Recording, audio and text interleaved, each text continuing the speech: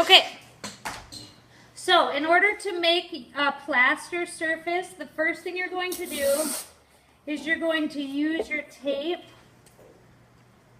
to make a rigid border around the edge. You're basically making like a trough for your plaster to set in. So you're going to line it up on the edges. See how that's all like under here? Evenly.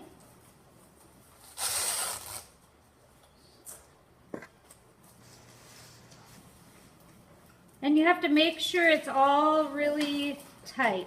Otherwise, when you pour the plaster in, it's going to squish down your edges.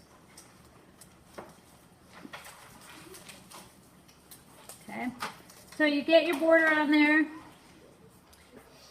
Use the edge of something to just make sure it's really well attached.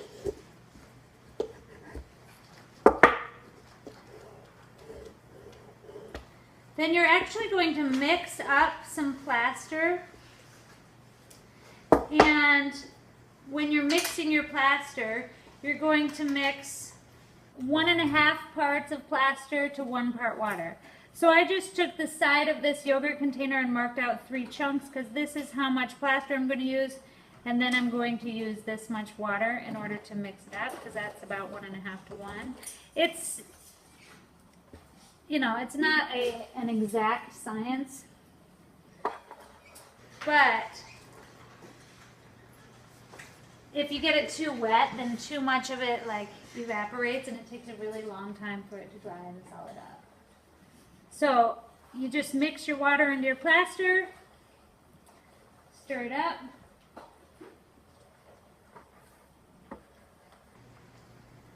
It's going to be maybe the consistency of like yogurt or something.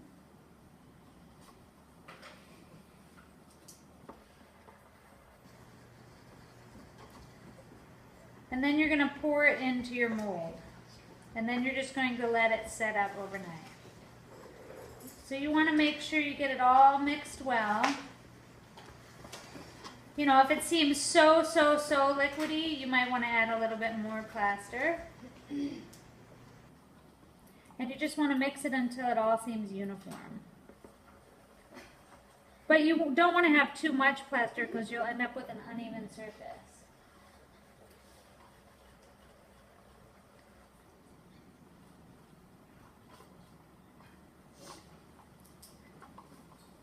Okay, so once it's even,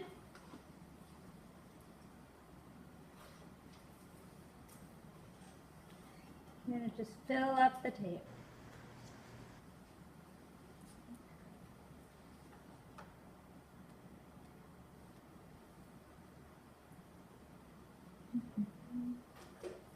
You know, and I want it to get as even as possible without overflowing. I overflowed it a little. Of course I did.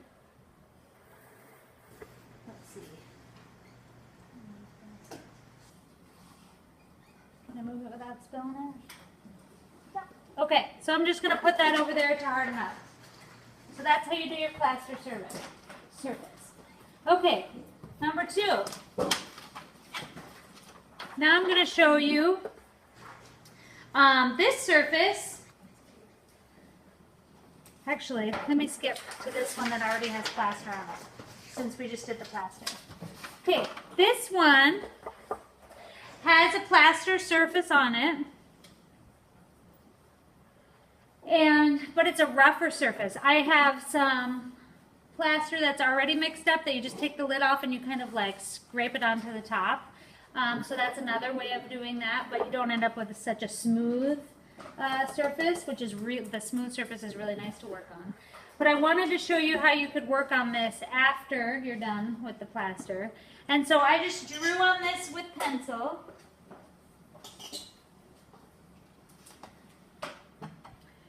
And then you can take watercolor. And so you're going to end up with a really super absorbent surface. So you're going to be able to get really bright colors. And you're going to be able to do pen work. You're going to be able to do really kind of detailed.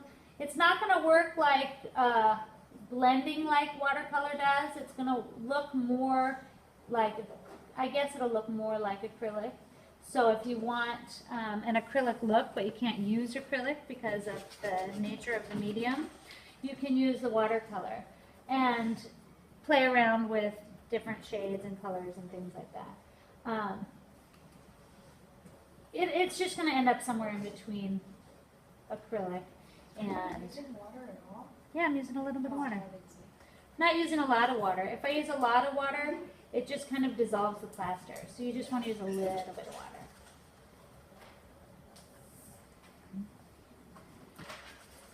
So yeah, so once you have your plaster surface, you can do a lot of different things to it as long as you're not using acrylic. You can use pen, you can use pencil. You can see how the pencil kind of smudges if you add water. So if you do add water to it, you're going to have to figure out how to deal with those smudging, which is why I went back on, you know, the little one that I showed you, this one, and I went over my lines in the, like, Techno liner. So the color is all watercolor, and then I went over it with a technical pen. Anywhere where you don't add color, it's not going to stay super white under the wax, though. It's going to have a little bit of a yellowish hue to it. So if you want it to be really white, you can use the white watercolor to kind of brighten up those areas. Okay? So there's that one. I would finish my design, and then I'll put a layer of wax on top. Which leads me back to this one that you just saw. This one, instead of having plaster, it's just a board that I taped my edges so I could have a nice even layer of gesso. And there's actually an encaustic gesso that is made just for this. Regular gesso that you would use with an acrylic paint is not going to work because it's not absorbent. So I did 2 layers of the encaustic gesso, let it dry.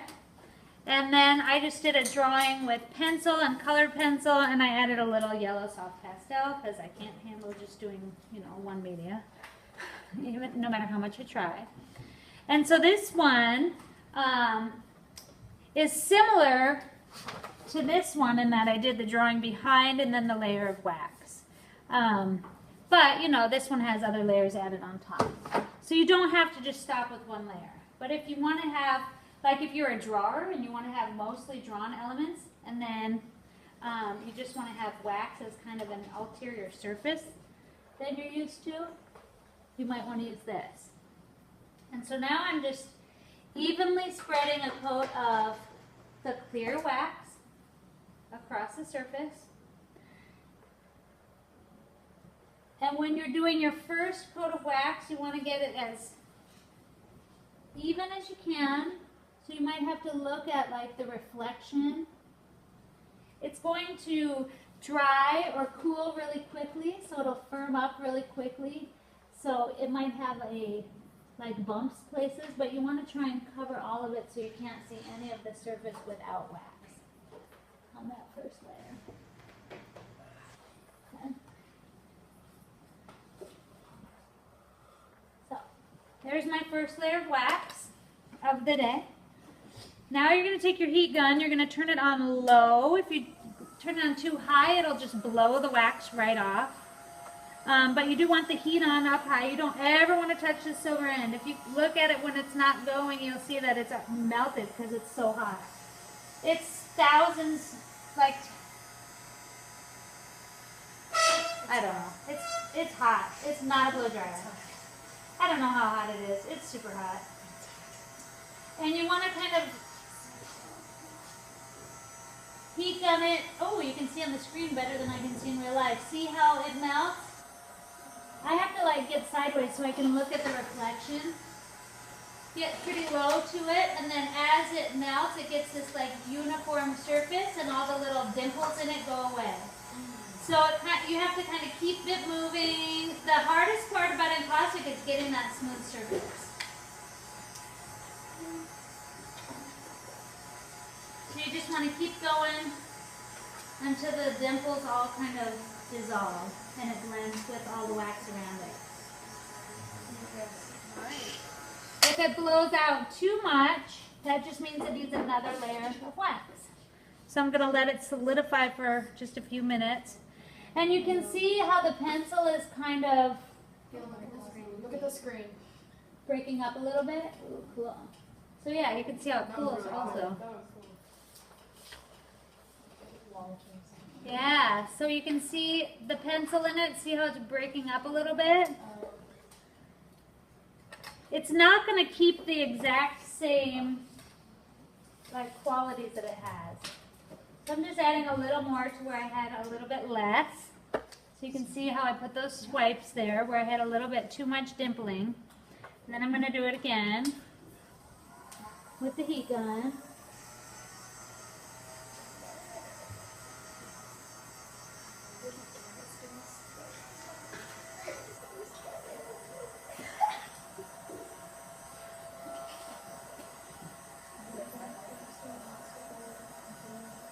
So you can see probably better on the screen than I can even see here how I just kind of move the gun around in circles until the dimples kind of absorb and it all gets smooth and flat. Right? Can you see that? How many layers do you use to put on? What? How many layers do you use to put on? It just depends on the method. So this is just like basically a layer of wax. Even though I ended up putting a little more on just so it was even. So fun. It's like a layer of wax. So I could go back and add more at this point. All right, so there's that. In order to build up a background, because the last step I'm going to show you after this one is doing a transfer, which is like a fully realized tons of steps to it. Actually, pause, because I want to have this one. Okay, so this one I already did the background, and I got it ready for you guys to see kind of the end pieces because I don't like them until they have a bunch of layers. So this one, I did the background, and then I took a piece of paper, laid it over the top of it, and kind of sketched circles where my little blobs were. So then I could flip it over and do a design on the blobs that I wanted to add design to. When it transfers, it's going to be opposite. So it's going to look like that.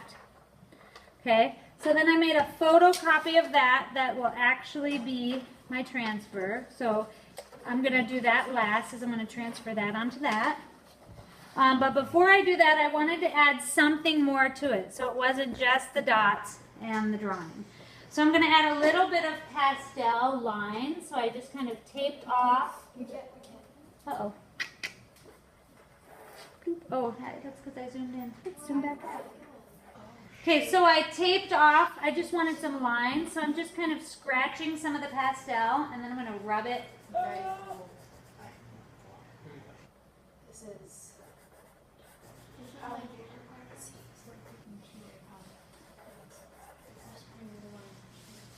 Yeah, so you can rub the pastel down into the wax, and it's kind of hard to control and do evenly, which is the only reason I put the tape on.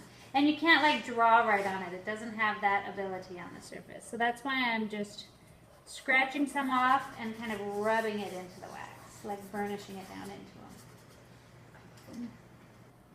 So after I do this, then I'm going to use it down into the surface.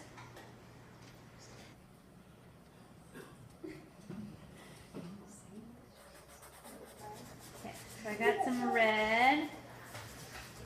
These stripes look even and good. We're getting there.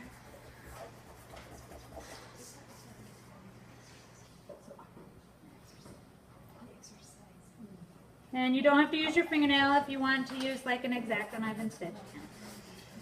But I have some other examples of some work that I did, some pastel on the top also. I can't open that right now, but I'll show you in a minute. Okay, so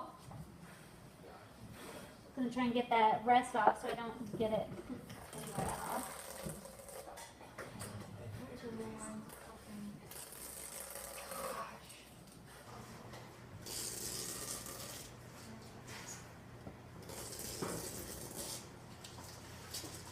Would you give me a little tiny square of either tissue or paper towel? Thank you.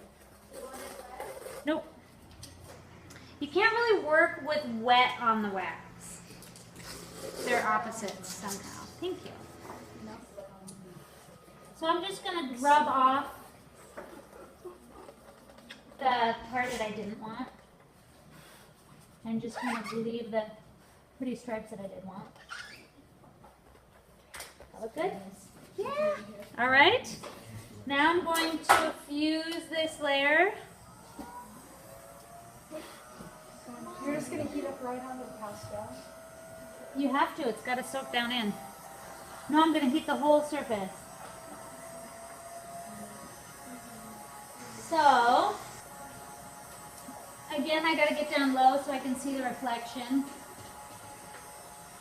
so that it can absorb down into it. And now that I put a little bit of heat on it, I do not want to touch the surface with my fingers. You don't want to touch it unless it's cool. And you can see I got a little too much heat there. So you got to really keep it moving. It's going to spread a little bit. It's not going to stay perfect. This is like such an organic process. Like if you want to control it, you just got to give it up to the gods a little bit because it's really hard to control. It takes lots of practice. So just kind of be aware that it might do things that you don't love, and it might do things that you love as by accident. Oh, no, I'll just use it. Okay, so I'm going to come back to this in a minute. That was like a paintbrush bristle that I wanted to get rid of. Okay, so that I need to let cool off for a minute before I do the transfer. So I'm going to flip over to this. Okay, this has one layer of wax, so it's basically a base coat of wax because I wanted to build a background like I did for this one for underneath my transfer, but I just wanted to show you that beginning step also. Okay, so start with a layer of wax, use the heat gun to kind of melt it all together, and then this is the colorful part. It's pretty fun. Trying to think of how I did it. I'm just going to move this.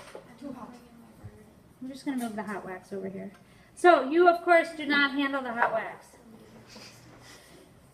You're just going to leave it right on the hot plate to work. And I'm just going to start layering my color. And it's just like painting, except you have very little control. So it's not at all like painting. It's like painting with a giant brush that the paint dries almost instantaneously.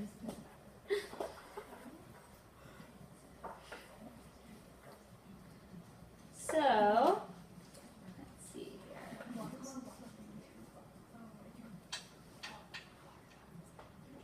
You'll see that like a lot of texture will build up.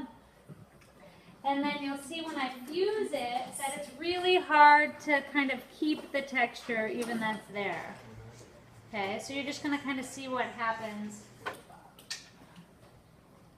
You know, you're just kind of, what? It's a different color.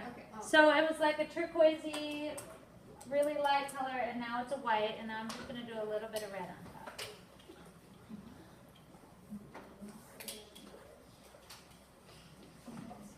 Okay, so this is going to be my background for maybe an eventual transfer, and I probably would have done my drawing for the transfer before I did this, so I had some sort of plan going on, but not necessarily. Maybe you do it after, I don't know. You don't need a plan, but it is the background, so it would need some layers to look more interesting, because it's a little too abstract and unplanned to be amazing.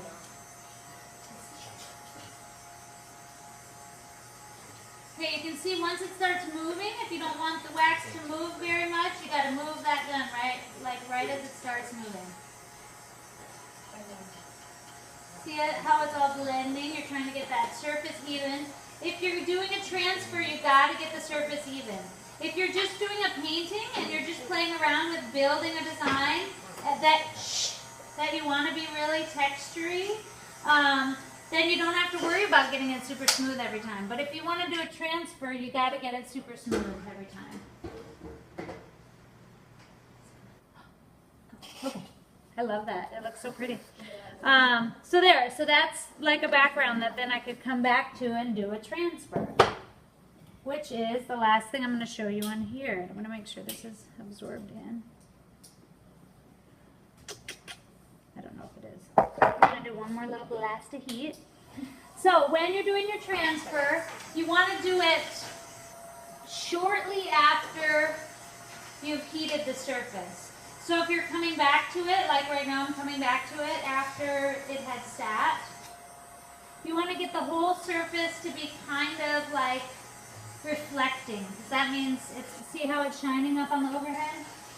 Well, I can see that by putting my head like right at this layer. Oh, I'm losing that line again. It's okay. It's going to be okay, Dylan. It's okay. Maybe I'll just blow it out down there a little bit.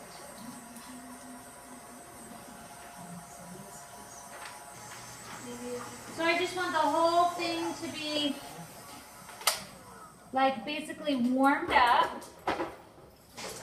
And then I'm going to make sure I have a photocopy of my design that's already planned out and ready to go on the surface.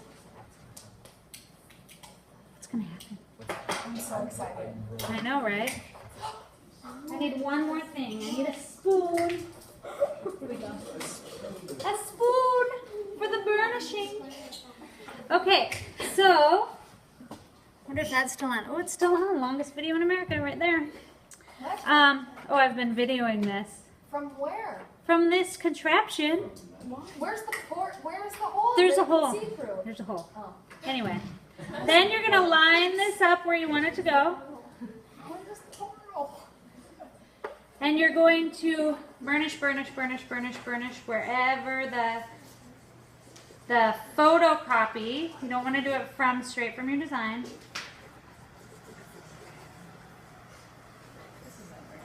I know, right? If you put that paper up in it, if there's on there, I'm going to flip. I'm not going to lift the paper. You have to use water to dissolve the paper.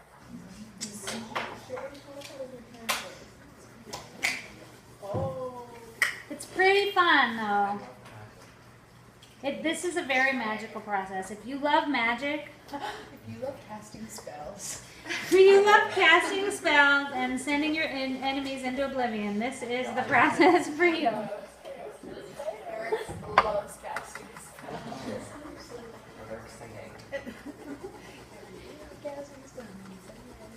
So you're basically just burnishing until like you're just rubbing and rubbing and rubbing. You want to wait until it's not super hot and melty. Like if you just melted the surface like I did with this one, I would wait until it's warm but not like super soft. This one, since it had been a day before it was super melty, like I didn't really get it that melty, it's probably going to be fine. Let's hope so. Leave it up to the gods. I am. I'm giving it up to the gods. I might cry if it doesn't work though, so. Oh, shit. I might. I almost cried this morning. It's better though, right? Yeah, definitely. Okay. I could tell. What happened? I just lost Monday. Somebody left some old hot chocolate in my room from the first week of school, and a little spilled this morning, and my room smelled like rotten milk.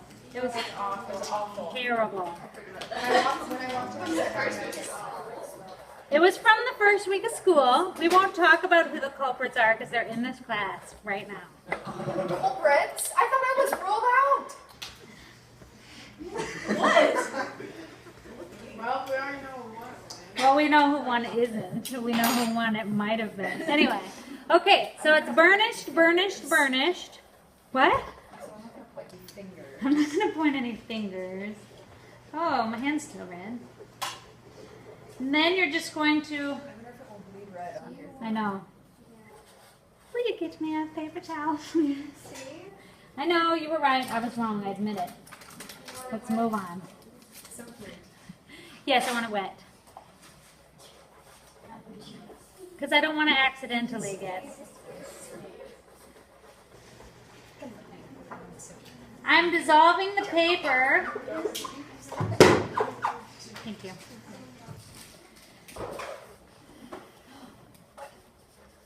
So, this is similar to the transfers that we did with the tape in that you're dissolving the paper. But this time, remember, your picture is going to be opposite. So whatever you draw, it's going to transfer opposite.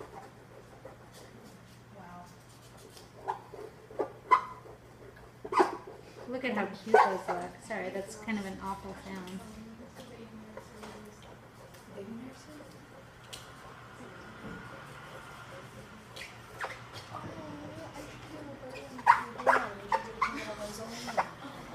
Sounds so funny, huh? Another reason to do a small one. Doesn't take forever.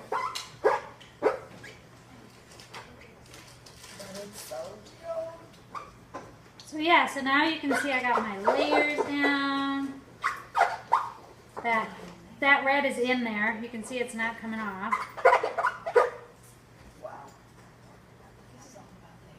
It's all about the layers, yep. It's true. So I could even take the one that I did earlier with the pencil and the colored pencil underneath, which you guys can look at that if you want. But I could even do more layers on top of that. And the best part about these, when you're finished with them, you take a t-shirt and you just like buff them and then they get shiny. What? This is a little too rough. Somebody with a soft t-shirt, will you buff this? Will you pass this to Aiden? Thank you.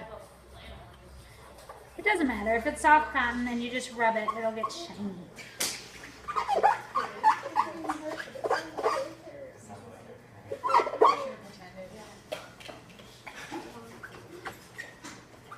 I did not know that bee would be on top of that stripe. I didn't quite plan it right. What's up with you and bees? I don't know, man. I'm having a momentary bee obsession. I apologize. Are you just going through a bee thing right now? I'm going through a bee phase. What? True. That's true. That's what started it. It was the inability to put a cat on my dandelions.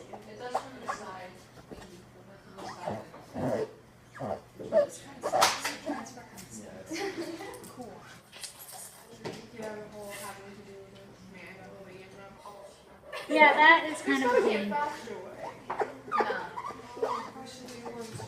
So then, see, the last step with this process is you're going to just hit it with the heat gun a little tiny bit. If you get too hot, the black will break up. So you just want to kind of, I would say moisten it, but it's not really with water. It's like with heat. So you just kind of get it to the glisten. Take it to the glisten. And this is quicker if I do it over and have more water and stuff. But make sure you clean the sink out when you're done. So I'm just going to finish doing this over here. And I'll show you in a second what it looks like.